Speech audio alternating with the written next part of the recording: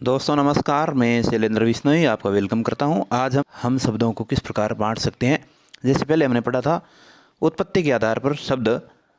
आज हम चर्चा करेंगे रचना के आधार पर कौन कौन से शब्द होते हैं। और जो 9th से 12th तक के बच्चे हैं उनके लिए रीट लेवल फर्स्ट सेकंड के लिए और पीटीईटी और वीएसटीसी की जो तैयारी कर रहे हैं, पटवारी ग्राम सेवक की जो तैयारी कर रहे हैं, उन सभी के लिए महत्वपूर्ण टॉपिक है। आज उस टॉपिक पर चर्चा कर लेते हैं। तो सबसे पहले देखते हैं रचना के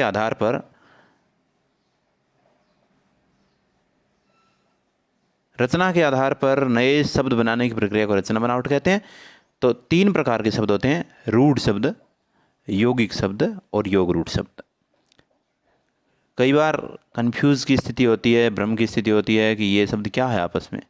रूढ़ शब्द को नॉर्मली या सीधा सा समझ सकते हैं वो शब्द जो वर्षों से प्रयुक्त होते आए हैं और केवल विशिष्ट अर्थ में प्रचलित होते हैं।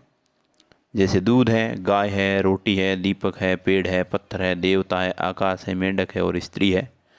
वो केवल और केवल उनके लिए प्रयुक्त होते हैं जिनके लिए हम उच्चारण करते हैं। रूढ़ का मतलब जो लंबे समय से चला आ रहा है और वो रूढ़ बन गया अपने आप में। अब बात आते हैं यौगिक शब्द कौन से होते हैं। यौगिक का मतलब हुआ योग यानी जुड़ा हुआ। ऐसे 2 शब्द जो मिलकर के एक नया शब्द बनाते हैं और ये कह सकते हैं कि दोनों का अर्थ अलग अलग होता है और मिलने के बाद एक नया अर्थ बन जाता है, वो यौगिक शब्द कहलाते हैं। उदाहरण के रूप में विद्या प्लस आलय, विद्या का अर्थ अलग है, आलय का अलग है, परंतु मिलने के बाद एक नया शब्द बन गया विद्यालय। प्रतिदिन, प्रेम सागर, दूध वाला, ऐसे कह सकते हैं कि ये सामासिक शब्द हैं। लेकिन ये ध्यान रखना है कि ये बहुब्रीहि समास नहीं है। समास के बाकी सभी प्रकार इसमें आ सकते हैं, लेकिन ऐसे शब्द जो बहुब्रीहि समास के उदाहरण आते हैं वो यौगिक में नहीं आएंगे। अब बात करते हैं योग रूढ़ शब्द कौन से हैं। तो जो बहुब्रीहि में आते हैं वो योग रूढ़ शब्द है। एकदम सिंपली समझना आपको। जैसे ऐसे शब्द जिनका अर्थ सामान्य से हटकर अन्य अर्थ निकले और बहुब्रीहि समास में वही होता है। जैसे पीताम्बर पीला है, अंबर वस्त्र, योग से बना है जिसका मूल अर्थ विष्णु है। इसी प्रकार दशानन है, गजानंद है, जलज है, लंबोदर है, त्रिनेत्र है, चतुर्भुज है, घनश्याम है, रजनीचर है, मुरारी है, चक्रधर है, षडानन है आदि ये योग रूढ़ शब्द हैं जो लंबे समय से चले आ रहे हैं और ख़ास करके उन खास लोगों के लिए काम में लिए जाते हैं जिनका अर्थ सामान्य से हट करके अन्य अर्थ निकलता है। यानी बहुब्रीहि समास वाले शब्द हैं वो योग रूढ़ शब्द में आएंगे। अब बात करते हैं आगे प्रयोग के आधार पर। तो दोस्तों प्रयोग के आधार पर विस्तृत चर्चा होने वाली है आगे के अध्यायों में।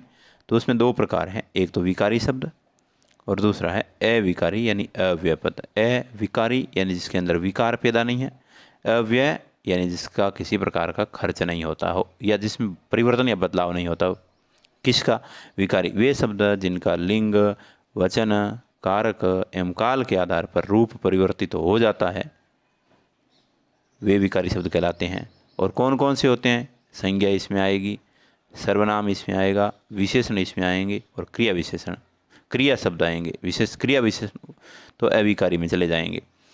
तो संज्ञा, सर्वनाम, विशेषण और क्रिया, इनकी चर्चा भी हम आगे के अध्याय में विस्तार से करेंगे, क्योंकि हमने अब तक जो स्टडी की है उसमें संज्ञा और सर्वनाम को केवल रटा है, उनकी परिभाषाएं रटी है, उनके भेदों को रटा है, उनको समझने की कोशिश नहीं की है।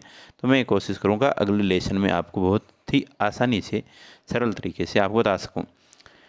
अविकारी या अव्यय शब्द यानी वे शब्द जिसका लिंग, वचन, कारक, काल के अनुसार रूप परिवर्तित नहीं होता है अविकारी अव्यय शब्द कहलाते हैं।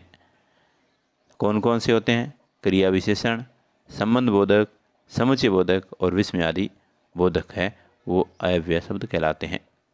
अब बात करते हैं अर्थ के आधार पर शब्द विचार, यानी अर्थ के आधार पर कौन कौन से शब्द आते हैं। तो ये भी परीक्षाओं में आएंगे, महत्वपूर्ण है। पहला है एकार्थी शब्द, सीधा सा है जिसका अर्थ केवल और केवल एक निकले वो एकार्थी है। दिन है, धूप है, लड़का है, पहाड़ है, नदी है, इनका अन्य अर्थ नहीं निकलता है। तो अनेकार्थी यानी एक शब्द जो आपको दिख रहा है उसके अनेक अर्थ निकल जाए। जैसे अज है, अमृत है, कर है, सारंग है, हरि है।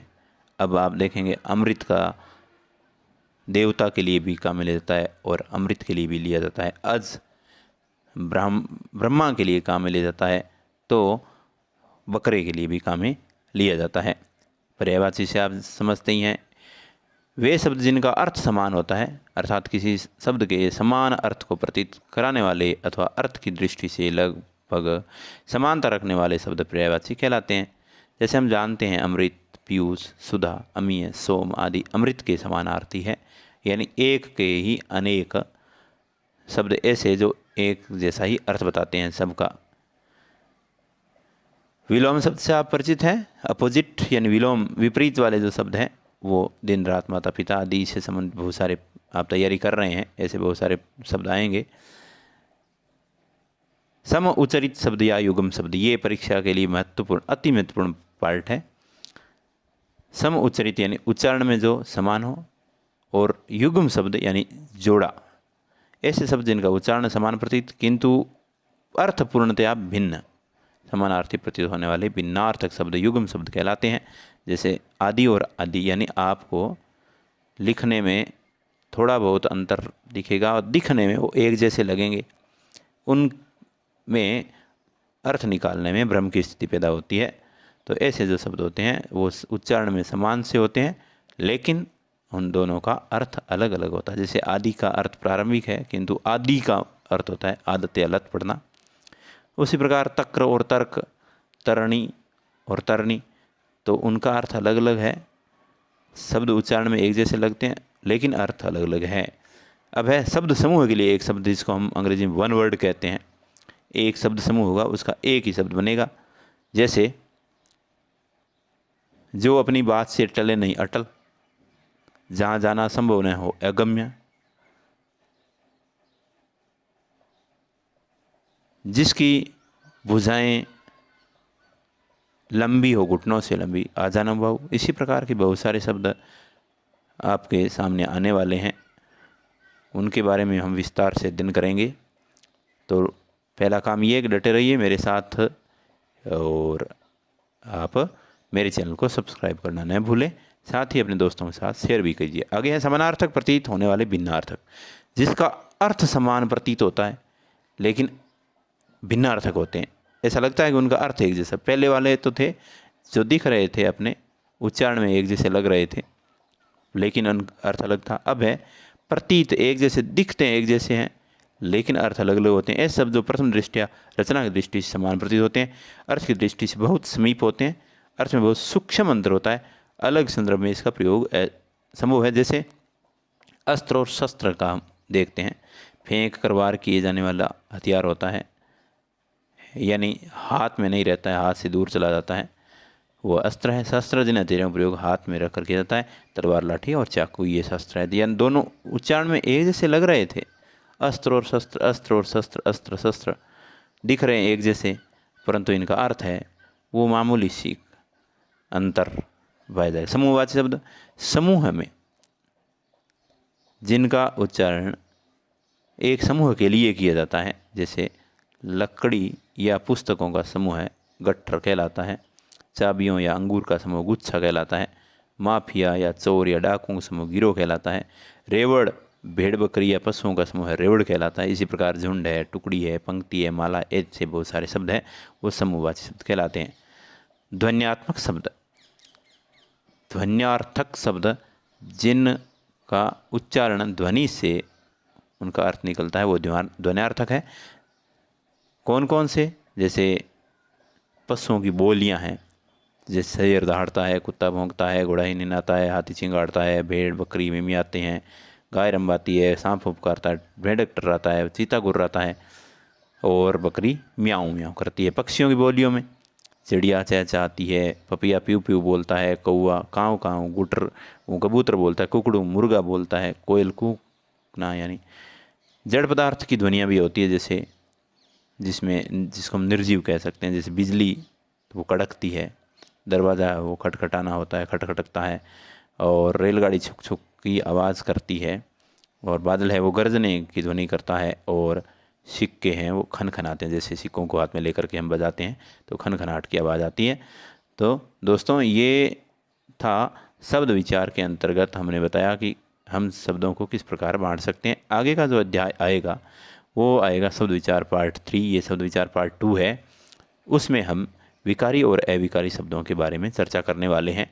तो मेरे चैनल से जुड़े रहिएगा और कमेंट बॉक्स में ज़रूर कमेंट कीजिएगा कि मेरी ये जो सामग्री मैंने कलेक्ट करके आपको बताई है वो कैसी लगी है।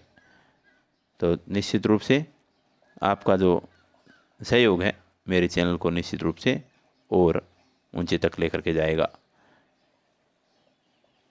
कैसी लगी मेरी जानकारी कमेंट बॉक्स में ज़रूर कमेंट करें। लाइक शेयर करना न भूलें। जय हिंद, जय भारत।